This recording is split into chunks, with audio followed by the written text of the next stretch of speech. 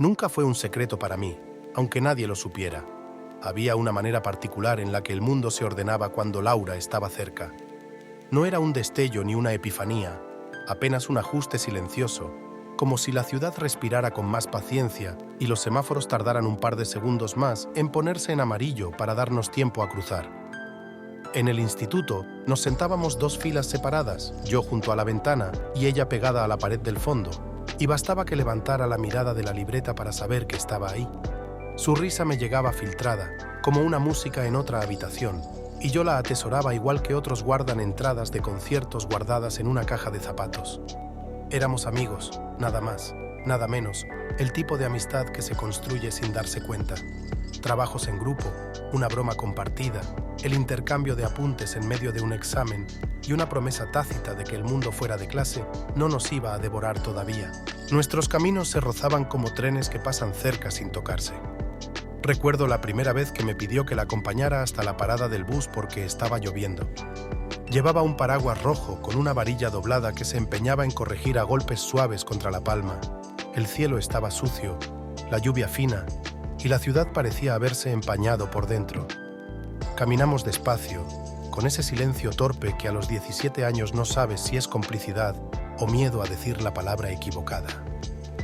Yo le conté que mi padre se había quedado sin trabajo y ella me dijo que su madre no dormía desde que su abuela se puso enferma. Era la primera vez que hablábamos de algo que dolía y, a partir de ahí, cada conversación tuvo una grieta por la que entraba un poco de verdad. No éramos novios, no coqueteábamos, no había promesas. Quizá por eso nos creímos invencibles, porque no existe tragedia allí donde nadie acepta que exista posibilidad de pérdida. Con el tiempo aprendí a vivir en ese borde. Verla llegar tarde a tutoría con el pelo mojado, escucharla contar historias pequeñas, la vecina que regaba las plantas a deshora, el librero de la esquina que fingía no ver a los que leían sin comprar, observarla tomar apuntes con una letra que cambiaba de tamaño cuando se emocionaba. Me supe de memoria la curva de su ceño cuando algo la indignaba y la forma en que soltaba el aire cuando una preocupación encontraba una salida. Yo me volví un experto en la topografía de su rostro como quien estudia un mapa para no perderse, con ese fervor secreto que solo conoce el que ama sin ser visto. Cada tanto me tentaba la idea de decirlo, de nombrar eso que me hacía caminar más lento a su lado, pero había algo sagrado en no arruinar el mundo que teníamos. El miedo a encender una luz demasiado intensa que arrasara con lo que ya era hermoso en penumbra. Crecimos sin avisar. Un día, sin más, llegó la universidad y con ella las ciudades nuevas, los horarios imposibles, la conversación que se pospone porque esta semana no puedo y luego mejor la próxima, hasta que el calendario se vuelve un tercer interlocutor que habla más que nosotros. Dejamos de vernos a diario y la amistad aprendió a mantenerse con hilos largos. Mensajes de madrugada, fotos de una cafetería nueva, audios breves desde la parada del metro. Ella se fue a estudiar psicología a Valencia. «Necesito mar», me dijo con una sonrisa desgastada de tanto usarla para sostenerse. Yo me quedé en Madrid con mis dudas y una carrera que no me elegía del todo, como si hubiera llegado a una casa alquilada que nunca iba a ser mía. Hubo llamadas que duraron horas y silencios que duraron semanas. En algún punto, sin que nadie lo ordenara, nos convertimos en historias que suceden en paralelo.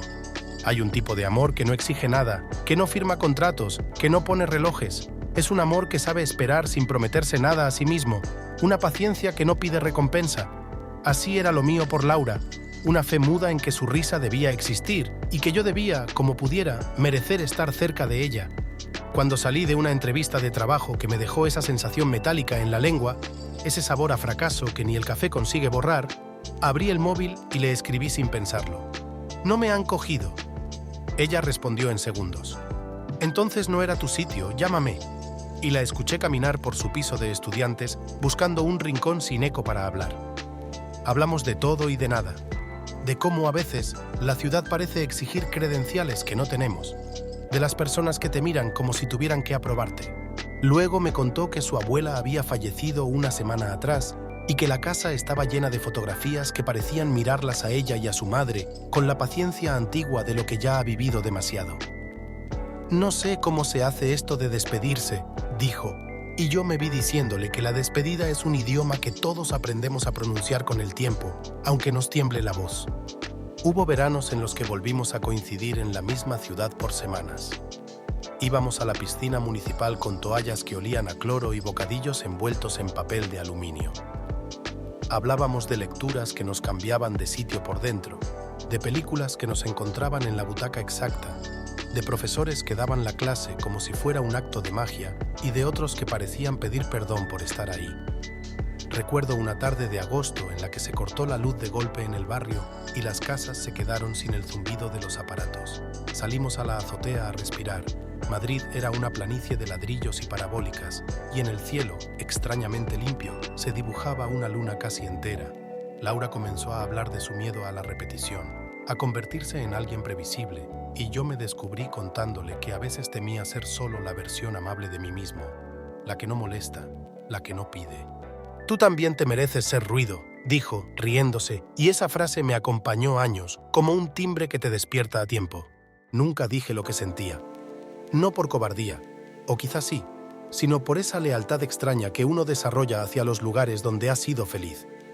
Temía que confesarlo cambiara algo irreparable, que el río de la amistad encontrara una piedra nueva y se desbordara por un cauce que no supiéramos navegar. Había en mí, además, una convicción íntima, que el amor no es solo decirlo, que también es sostenerlo sin enturbiar aquello que hoy le hace bien al otro. Y Laura, en esos años, parecía necesitar un refugio sin más mapas que el presente. A veces me llegaban historias de chicos. «No fue nada», decía, o «salimos un par de veces», y yo las recibía con ese respeto secreto que se reserva a lo que no es tuyo. Aprendí a aplaudir con el corazón apretado, a desearle alegría sin pedir que trajera mi nombre. Una vez, de visita en Valencia, entramos en una librería pequeña en el Carmen. Había humedad en las paredes y olor a madera vieja, y un hombre con gafas redondas encuadernaba cuadernos a mano al fondo. Laura se detuvo frente a una mesa con títulos de segunda mano y tomó un libro subrayado por alguien que no conoceríamos nunca. «Mira», me dijo, y me enseñó una frase marcada en lápiz. «Hay amores que son casas que no se habitan, pero a las que siempre se vuelve a mirar por la ventana». Se rió con ese pudor con el que uno se reconoce en las historias de otros. No nos dijimos nada, pero algo en mí quedó inscrito en esa línea, como si alguien hubiera escrito en voz alta aquello que yo no me atrevía a pronunciar. Piensa en esto. ¿Cuántas veces el amor más profundo es precisamente el que no interrumpe el camino del otro? Hubo despedidas que no lo fueron del todo. Al terminar la carrera, Laura consiguió una beca para un máster en Barcelona y yo, después de varios trabajos breves que no conseguían quedarse, entré en una editorial pequeña como corrector. Mi vida se organizó alrededor de manuscritos a los que podía mejorar apenas con un gesto, como el que endereza un marco torcido en una pared. Me gustaba esa tarea silenciosa de ayudar a que las palabras ocuparan su sitio, quizá porque en secreto sentía que yo mismo era un conjunto de frases buscando un orden mejor.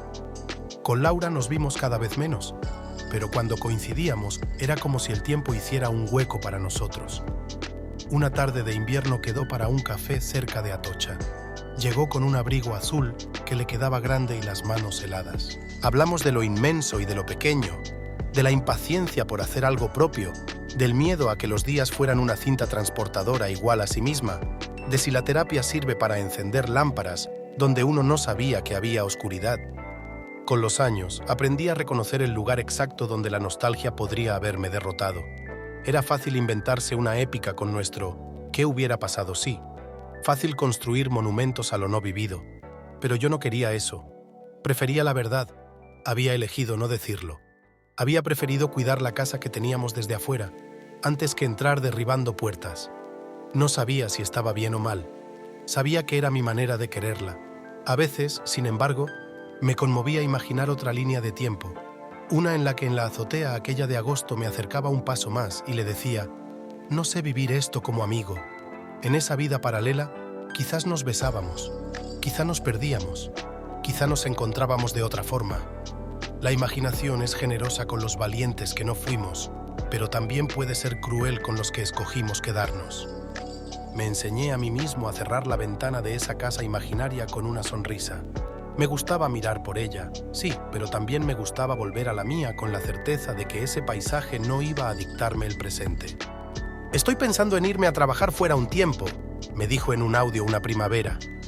Sonaba el rumor del tráfico a su alrededor y una gaviota, o algo parecido, gritó alto y claro: «No sé si es una huida o un regreso, pero creo que necesito cambiar el escenario».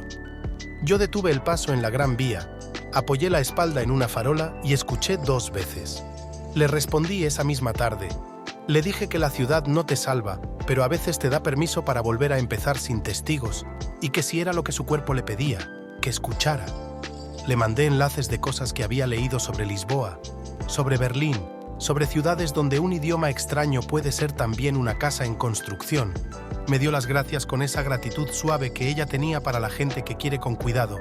Y en mi silencio hubo alegría y hubo un duelo chiquito, como el que se hace por un reloj que cambia de hora cuando nadie mira. Este punto me encanta porque recuerda algo esencial.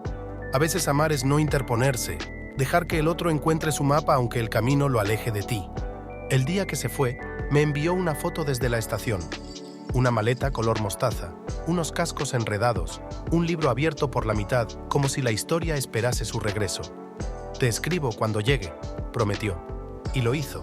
Desde un cuarto alquilado en Lisboa, que daba a un patio con ropa tendida y geranios cansados, me habló de un café donde servían tostadas con aceite que sabían a casa, de una panadera que cantaba mientras horneaba, de un tranvía que hacía un ruido terrible al subir una cuesta y parecía una canción. Yo le contestaba desde mi escritorio con vistas a un patio interior, describiéndole los vecinos que hablaban por teléfono como si todo el bloque fuera familia, las tardes lentas de correcciones, la sensación extraña de pertenecer un poco al libro de otros.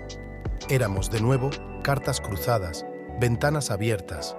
No se puede sostener eternamente una cuerda tensa, y de algún modo supimos aflojarla a tiempo. Pasaron 2 años. Yo aprendí a vivir sin esperar su mensaje cada noche. Ella aprendió a escribir los suyos sin pedir que yo estuviera siempre de guardia. Hubo personas nuevas en nuestras vidas. Algunas quedaron, otras fueron puente. Yo salí con alguien que me enseñó a cocinar risotto sin miedo a arruinarlo y a reír más alto de lo que creía correcto.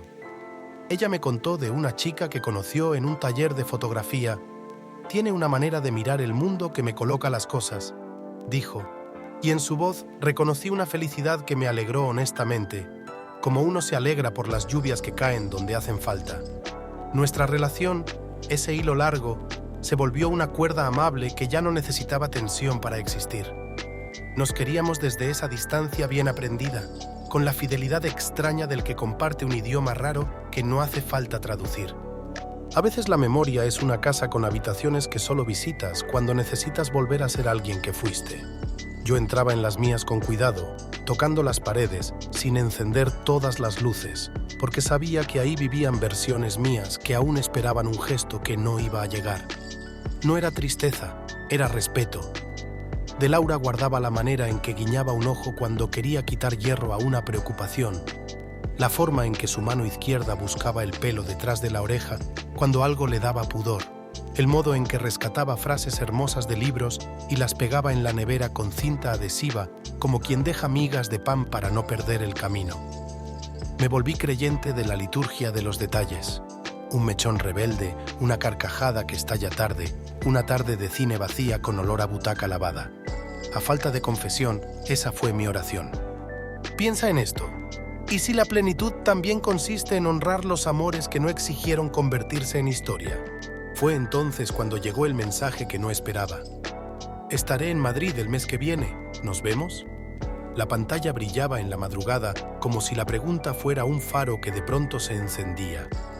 Contesté que sí con una rapidez que me delató, y luego me quedé mirando el techo del dormitorio, como si las grietas pudieran sugerirme una respuesta a preguntas que aún no sabía formular.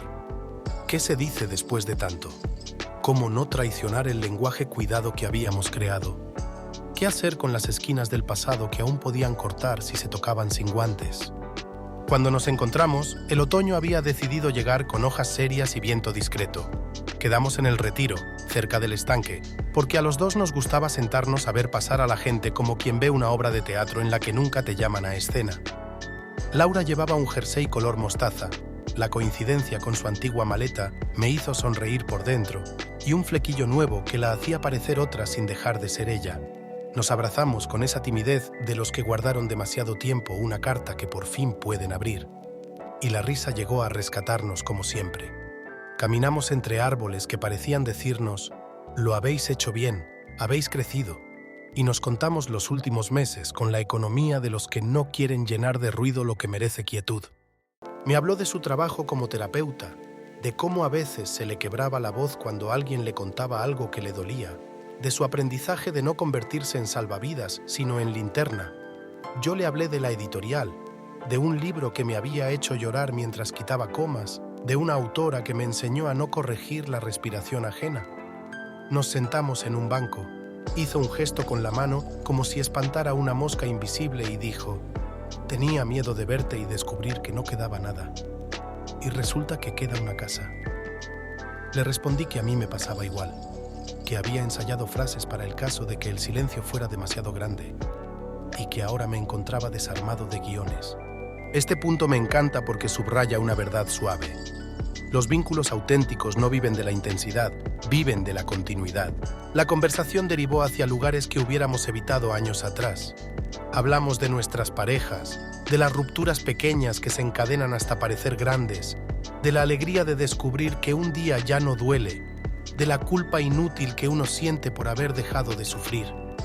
Laura me contó que la chica del taller de fotografía ya no estaba, que el amor a veces es un espejo que te devuelve un rostro desconocido y que en ese desconcierto hay belleza si uno se lo permite. Yo asentí. Confesé que me había descubierto celoso de una versión de mí que creía más valiente y que ahora prefería elegir la bondad antes que la bravura. «Eso es crecer», dijo, y supe que seguíamos siendo el refugio del otro, ese rincón del mapa donde uno puede decirse sin adornos. No mencionamos el amor que no dijimos, no le pusimos nombre, no abrimos la caja, pero estaba ahí, entre los dos, no como una deuda, sino como un clima. Comprendí entonces que había dos tipos de confesiones, las que se hacen con palabras y las que se hacen con actos. Nosotros habíamos hecho la nuestra a lo largo de los años, acompañándonos sin pedir, sosteniéndonos sin demandar, aceptando la geografía de la vida del otro sin intentar redibujarla. No era un acto heroico, era una forma de cariño que aprendió a no necesitar definiciones para existir. Quizá por eso me sentí en paz. No quería lo que pudo ser, quería lo que era, ahí, sentado en un banco con ella, sintiendo que el mundo volvía a ordenarse un poco. El sol se inclinó y el aire se hizo más frío. Caminamos hacia la salida y antes de despedirnos, Laura metió la mano en el bolso y sacó un sobre doblado. «Para ti», dijo, con una sonrisa que conocía demasiados de mis secretos. Dentro había una fotografía en blanco y negro, una fachada cualquiera, un balcón con ropa tendida, una sombra que entraba a cuadro por la izquierda. Detrás, con su letra irregular que se afinaba al emocionarse, había escrito: «Hay casas que no se habitan, pero a las que siempre se vuelve a mirar por la ventana. Gracias por cuidar la mía». La frase me golpeó con esa dulzura que hace daño gustosamente. Levanté la vista y ella estaba ahí, quieta, como si supiera que la respuesta no hacía falta. Piensa en esto. ¿Qué sería de nosotros si solo contáramos como amor aquello que tuvo final feliz? Nos despedimos con un abrazo largo. No hubo promesas, no hubo «nos vemos pronto» ni calendario. Hubo un asentimiento compartido de que, cuando la vida quiera, volverá a ponernos sobre el mismo banco. La vi alejarse por el paseo de coches, con el jersey mostaza encendiéndose como una lámpara en la tarde, y me quedé un minuto más respirando. No sentí pérdida, sentí pertenencia, no a ella, sino a la historia que habíamos sido capaces de escribir sin tinta visible. Esa noche abrí el sobre de nuevo, apoyé la fotografía en mi estantería y me serví un vaso de agua con cuidado, como si un gesto brusco pudiera romper algo en el aire. Pensé en todas las veces que me imaginé besándola en la azotea, en la librería, frente al estanque. Sonreí al recordar que, aún así, había elegido otro tipo de valentía, la que no convierte todo lo que ama en una conquista. Me acosté tarde. Antes de cerrar los ojos, me dije en voz baja que hay amores que sirven como brújula, aunque nunca se conviertan en destino. Esa noche dormí poco, no por ansiedad, sino porque la mente, cuando ha sido testigo de algo verdadero, necesita tiempo para procesar la calma. Me levanté temprano, preparé café, abrí la ventana y dejé que el aire frío entrara. El cielo estaba gris, pero no importaba. Sentí que por primera vez en años la historia entre Laura y yo había encontrado su cierre sin necesidad de palabras definitivas. No todos los finales se dicen, algunos se respiran. Durante los días siguientes, algo dentro de mí cambió. Ya no esperaba su mensaje, ni revisaba el móvil antes de dormir. Era una paz nueva, casi silenciosa, que no pedía mantenimiento. Me descubrí recordándola sin dolor, solo con gratitud. Y en esa gratitud, comprendí que el amor no se mide por su duración, sino por la transformación que deja en ti. Laura fue eso, un espejo donde aprendí a querer sin poseer, a admirar sin invadir, a sentir sin exigir. A veces, cuando caminaba por la ciudad, me topaba con detalles que la evocaban. Un jersey mostaza en un escaparate, una melodía tocada por un músico callejero que sonaba a sus risas, el olor a pan tostado de las mañanas de domingo. Y cada vez, en lugar de nostalgia, sentía una sonrisa interna. Había pasado de ser herida a ser raíz. Comprendí que había partes de mí que solo existían gracias a haberla conocido. Un día, sin planearlo, encontré un correo antiguo suyo. Era uno de esos correos que se mandan a las 3 de la madrugada, con pensamientos sueltos, confesiones camufladas y un tono que solo la soledad conoce. Decía algo así: no sé si lo que siento es cariño o un eco que no se apaga. Pero hay personas que se vuelven brújulas, incluso cuando no las seguimos. Lo leí varias veces. No contesté, porque habían pasado años, pero me quedé con la certeza de que, en algún punto, ella también había sentido lo que yo. Y eso bastaba. Piensa en esto. A veces el amor necesita silencio para conservar su belleza, no porque sea cobarde, sino porque entiende el poder del respeto. Con el paso del tiempo, conocí a alguien más. Se llamaba Irene, y tenía una forma distinta de habitar el mundo. Donde Laura era introspección, Irene era presencia. Donde Laura miraba hacia adentro, Irene miraba hacia adelante. No las comparé, porque el amor no es una competencia, sino una continuación de aprendizajes. Irene me enseñó otra versión de la ternura, la que se expresa en lo cotidiano, en cocinar juntos, en compartir la calma sin miedo al vacío. Con ella pude ser quien era sin el peso de los «y sí». Pero de algún modo, la sombra luminosa de Laura seguía ahí, no como obstáculo, sino como maestra. Me di cuenta de que cada amor nos prepara para el siguiente, no para reemplazarlo, sino para comprender mejor cómo amar. Laura me enseñó el valor del silencio, Irene me enseñó la importancia de hablar. Laura me enseñó la paciencia, Irene me enseñó la acción. Ambas fueron parte de un mismo mapa que, poco a poco, me llevaba hacia mí. Una tarde, mientras revisaba papeles en la editorial, encontré una cita que me conmovió. Decía: el amor maduro no es el que arde, sino el que ilumina. Pensé en Laura, en Irene, en todos los nombres que alguna vez cruzan la vida para dejarnos más enteros. Y comprendí que cerrar una historia no significa olvidarla, sino integrarla. Este punto me encanta porque muestra cómo el amor, incluso el no correspondido, deja huellas que nos enseñan a amar mejor la próxima vez. No es pérdida, es preparación. Años después, el destino decidió que debía volver a encontrarme con Laura, aunque solo fuera un instante. Fue en una presentación de libros, en una pequeña librería del centro. Yo estaba revisando unos ejemplares y la vi entrar. El tiempo la había vuelto más serena, con una belleza sin esfuerzo, de esas que solo da la vida bien vivida. Me reconoció al instante, sonrió, caminó hacia mí y nos abrazamos sin palabras. Su perfume seguía siendo el mismo, una mezcla de jazmín y aire libre. Charlamos brevemente. Me contó que trabajaba dando charlas sobre empatía y comunicación emocional, que se dedicaba a enseñar a otros lo que ella misma había aprendido a pulso. Escuchar sin miedo, acompañar sin invadir. Me habló de su pareja, de su vida tranquila cerca del mar, de los paseos al atardecer con un perro que adoptó hace un año. Yo le conté que estaba escribiendo un libro sobre las emociones no dichas, una especie de ensayo narrativo que hablaba de todo lo que no se pronuncia, pero se siente.